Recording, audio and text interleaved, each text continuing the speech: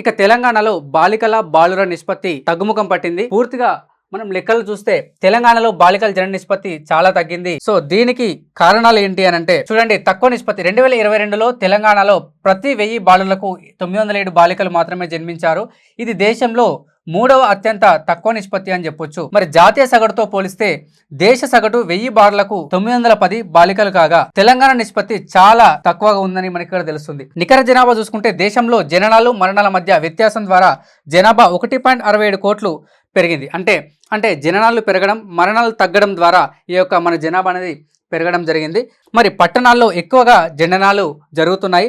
దేశవ్యాప్తంగా 56.5% జననాలు పట్టణాల్లో, అదేవిధంగా 43.5% గ్రామీణ ప్రాంతాల్లో నమోదవుతున్నాయి. దీనికి సంబంధించి మరికొంత ఇన్ఫర్మేషన్ మనకు అందుబాటులో ఉంది. ఇక్కడ తెలంగాణలో గణాంకాలు చూసుకుంటే మొత్తం జననాలు 7,03,362 కాగా దీంట్లో బాలురు 3.68 లక్షలు, బాలికలు 3.34 లక్షలు, మరణాలు చూసుకుంటే 2.44 lakhs, పురుష మరణాలు చూసుకుంటే 1.44 lakhs, మహిళా మరణాలు చూసుకుంటే 1 లక్షగా ఇక్కడ పేర్కొనడం జరిగింది. ఇవి ఈ లెక్కల ప్రకారం చూసుకుంటే ఇవి చాలా గుర్తుపెట్టుకోవాలి, చాలా ఇంపార్టెంట్ కరెంట్ అఫైర్స్. ఓకే.